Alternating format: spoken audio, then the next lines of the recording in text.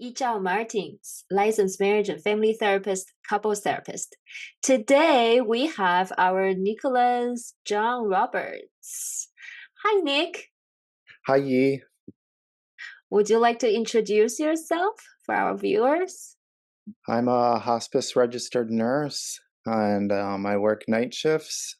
And I'm going to be talking about neurodiversity. Diversity? Yay, I'm Yes. excited about it. Yeah. We're gonna have a dialogue that you and I talk about neurodiversity, just like when we were hiking and in Grass Valley. So, Nick, um, well, professionally, you're a hospice nurse, and so it's a high intensity work, right? And there's a lot of tasks you're juggling with. What are your experiences with neurodiversity? Um, in in my line of work, neurodiversity, seems like a lot of the people are just kind of having to let go of their neuro capacities or because they're letting go of their body and kind of just I don't know exactly what the answer is to that. So, what are your let's just start with the basic. What do you think is neurodiversity, or the common terms neurodivergence, neurotypical? Like, do you believe that you are neurodivergent, you're neurotypical? Where are you falling into the spectrum, you think? I like to think that I'm both and that everyone is both. Uh-huh. And so I kind of liked our conversation that we had when we were hiking along the river about it, because I kind of see it as like the right and the left hemispheres of the brain, kind of maybe Mm. the divergent one is more like our left brain that's associated with our right hand, with our writing and our speaking and thinking, and then more what was the other one, the opposite of divergent? Neurotypical? Neurotypical, I don't know, I think would maybe be more like the right brain where it doesn't have the speech broca, different pathways in there. It's more so you can and I don't know. So that's basically what I would put onto it, but I really don't know as much as maybe you would know since it's your field. Well, so I hear that, Nick, you believe that you're both neurodivergent and neurotypical. So basically, you don't think there's a clear definition or division of neurotypical and neurodivergence. Is that right? Yeah. Yeah. And you talk about the left brain and the right brain, right? So the left brain is connected to the right hand, which a lot of people are right-handed, right? And then that part of brain in charge a lot of logical thinking, verbal communication, right? Very linear thinking, right? Versus the other side of the brain is more creative, imaginative, intuitive. Is that right? Yeah. Yeah. So you believe that you kind of tap into both realm. Yeah. Mm-hmm. Yeah. So what do you think, like, the most of the people that you see out there, are they neurotypical? Are they neurodivergent? Do you like see more people neurodivergent in your surroundings or more neurotypical? I would think most people are kind of more neurodivergent, kind of stuck in their left brain where they like start getting really attached to their thoughts and what they've learned and what they think how the world functions, and they don't really know how to let that part of the brain go back to the right side of the brain that's beyond language. It's more like music, poetry, spirituality, and kind of Mhm. just to see the bigger picture. But it just kind of, they start getting stuck and trapped in that side where the divergent side, and I think that's a problem. Like if you look at our society, I think that's what's wrong with our society, because a lot of people can't really see outside of like their own life experiences, and they start fighting against things and getting angry because it's not going the way they thought it was or the way it should go. And I think we're kind of like, especially in the Western culture, really stuck in more divergent behaviors, and Mhm. we don't really know how to balance our brains. I think like I believe our brains are supposed to be going back, like being able to give the left side of the information after they gather all those details and give it to the right side, and then the right side takes and recreates a bigger picture. So it's kind of like from our hike, I was talking about the book Ian McGilchrist. The book was Mm, called Master and His Emissary, The Divided Brain and the Making of the Western World. So mm, it's kind of like this neurologist. I don't know if he's a neurologist, but he's a doctor, and mhm. but he's just saying. So I'm just kind of referencing what I know from reading that book, but I don't know too much. Yeah, so you got a lot of inspiration from this reading, sounds like, huh? And Yeah, so, from what your opinion and your understand, you see a lot of people around you are stuck in their left brain, right brain. Which side? in their left brain, which corresponds with like the right hand writing. Yes, the left brain correspond with the writing, right, and the verbal Right. expression. Yeah. Yeah. So, if I may pull it up a little bit, that's more comprehension, right? More like in our prefrontal cortex, kind of translating it into logical thinking, sequencing patterns, words, right, and actions. Yeah. Yeah. And the other side is more taking a look at the big picture, right? So more like a zoom out, seeing the whole picture, the whole system instead of just one individual. You talk about how some people get stuck in the individual viewpoint and only see one side of the story, doesn't have multifaceted thinking. And then when they get stuck in their position, they are stuck in their frustration and anger, and they cannot relate to other people. Is that right? Yeah. Yeah. And for you, that's actually neurodivergent. That's like not typical. Like that's not supposed the way to be, right? But that's kind of what it's typically like how most people are functioning. And I feel, Right, right, right. and like this whole book that I read is saying that's kind of like the demise if we don't learn how to allow ourselves to n- let all those specifics constantly be given back to the other side of the brain so it can constantly see the bigger picture, and then you can constantly have your own personal experience as you move through life Right. and So you accumulate. can integrate, right? You Yeah, but cannot you have integrate to experiences. integrate. That's the word I was looking for. Right, right.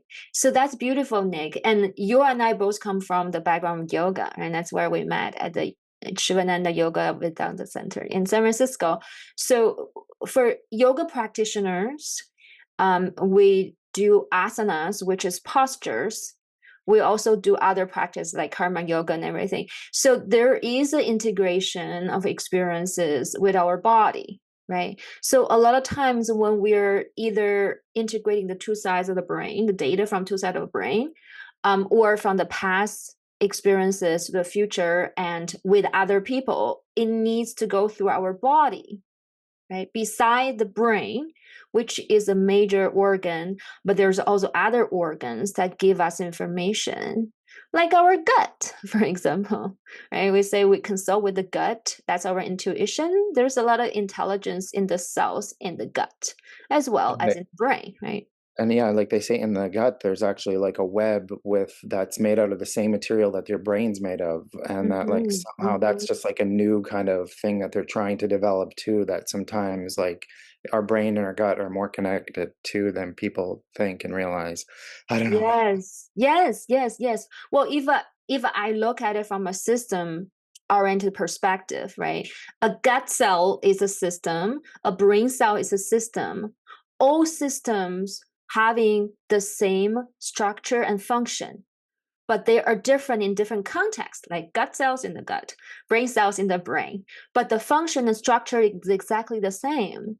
So it's isomorphic. Oh wow. Yeah. So the well, that's why when we integrate information, we gather information apprehensively, well, apprehensively, which means from our body, right?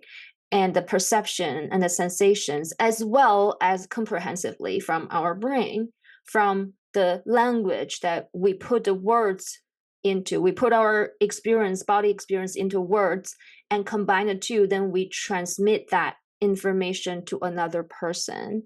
That's one way of communication, right? And we're talking about neurodivergence here, neurodiversity for certain populations, like people on the autistic spectrum disorder or the all the way the nonverbal autistic population.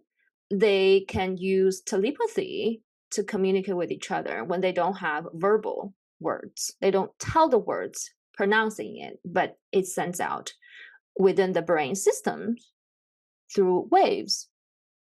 That's another way of communication, and there's not enough study done, right, to really advocate for that kind of communication yet, right? But that's another way of communication that maybe the majority of people are not aware of or not really supportive of that.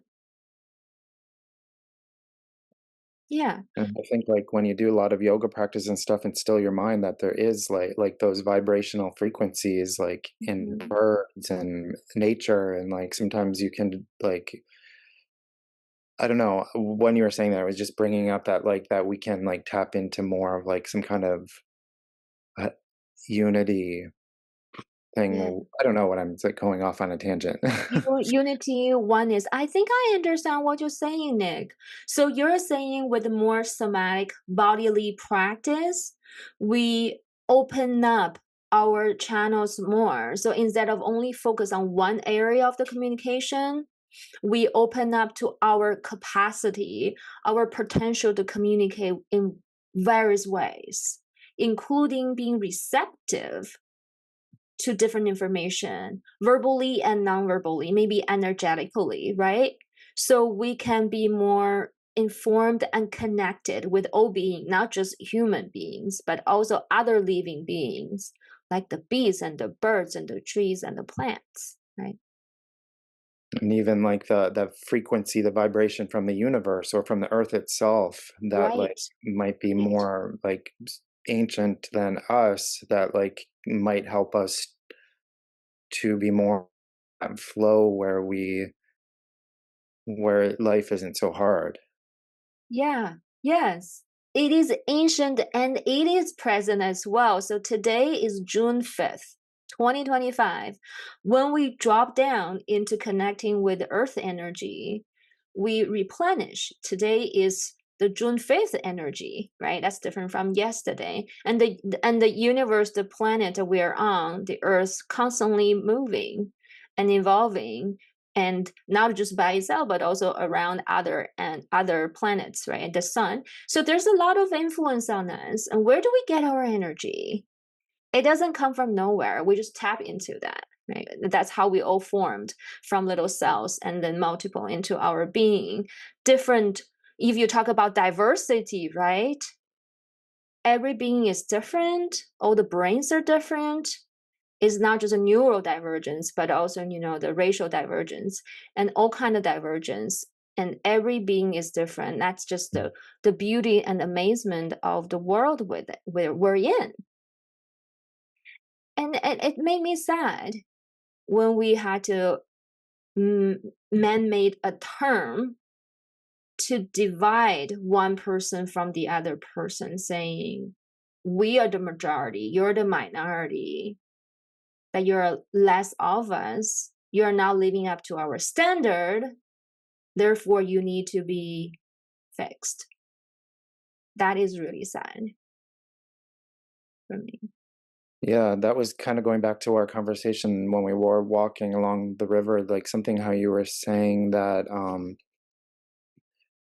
that yeah, just the idea of neurodivergence creates, like, that divide, like, something needs to be fixed, but, like, Yeah. Where there no. there's the one side of it is that somebody needs to be fixed because they're not living up to the standard of the typical. And there's also, for the people belong to the group identify as a neurodivergent, can also be very restrictive and closing their boundary to other people, saying, well, we're the divergent one, that we being at the we're the at the bottom, you are actually above us and you're privileged. And then there's a lot of resentment and emotions from coming from that place because they have hard time achieve certain goals in life, right? Yeah. Yeah, that's also very sad. That is saying that I'm too different from you. We can relate to each other. But if you take a look at our differences, because we're all different, there's so still similarities. Like between us, our brain are very different. Let me give an example of us cooking together. Um, that you are now very good at executive functioning, Nick, right? So planning is hard for you. Yeah, Oh my, for I guess, planning a meal. I guess so. Yeah. Yeah. Well, that's what At happened the other least day when we were currently right cooking together. now, at least Right. currently when we were cooking together, yeah, like Yeah. maybe things change. I feel like I changed throughout my life, but like currently right now, that could be a good reflection. Right now, just between the two of us right now, I am better at planning a meal and throw things together and visualize what's going to happen, project the future with the material. That's Yeah. my brain's perk. Okay. Yeah, you made this Sure. like amazing restaurant meal. I'm like, how'd you put that all together just like that? Like it Yeah, was, that's the creative side of my brain that does that. And for you, you are actually very good at following through instructions and cutting vegetable into very small pieces, and at the same time organize everything and cleaning as we're going. So when we're cooking together, we really bring our best advantage and we group our resource together, make a really good delicious meal, four-course meal in no time, also get everything cleaned up. and it was so That's fun. And the teamwork. time, like what, like didn't even feel like it was time at all. Yeah, and it was so fun, right? Yeah. So that's coming in our differences that work really well together. I hate cutting vegetables into small pieces. Even you let me to cook, I'll just chop chop. Okay, good enough. I won't mince the ginger and garlic in detail. Right? That's not my. I will just put it on the board. Whack. Okay, that's it. You can go to the walk now. Right? So when we combine our skills and differences together, it really made it more than two, right? That meal was more than two, and it was a lot of fun, and I was connecting. So that's what I'm talking about. Like we are all different. But if we can recognize what's our strength and what is our challenges, or maybe something that we're not willing to do, something we're not good at doing, and we can group our resources together, we make the project, we make our lives more fulfilling and more efficient, and everybody benefit from that, right? Yeah. And I think that's the ideal situation when our society works really well. But unfortunately, sometimes it doesn't when people don't see their strength or they're ashamed of their weakness and they don't know how to negotiate and talk about it to really make it maximize their resources or use a common popular term, optimize the resources. Yeah. And that's how I help my couples see where their strengths are and where their challenges are so they can work together really well. You're smiling. So, thank you so much. Is there anything else you wanted to add to our chat today about neurodivergence, neurodiversity? Um, no, I just think that you're an amazing person and that like I feel like your presence and has like a lot of healing for anyone that like communicates or comes into contact with you, and I think that we're blessed to have you as a psychotherapist helping people. Thank you, Nick. And the same here, well, there's a reason why we're friends, that you're so heart centered, that your work is so important, that you're the one that hold hands for people when they're at the last of their journey, when sometimes it's really hard for family members and friends to be there, to be fully present, because there's a lot of emotions, right? Coming with that attachment. And with your spiritual practice and your strength and your compassion and your heart, they're really blessed to have you to be with them with your professional knowledge as well as a nurse, right? With the right directions and doing the hard work. And we're so lucky and so fortunate to have you. We all serve in different places and doing our karma yoga. All right. Thank you for being here and chatting with us. We'll invite you back to talk about commendation at some time. That will be our next series. So we'll see you later, Nick. Bye.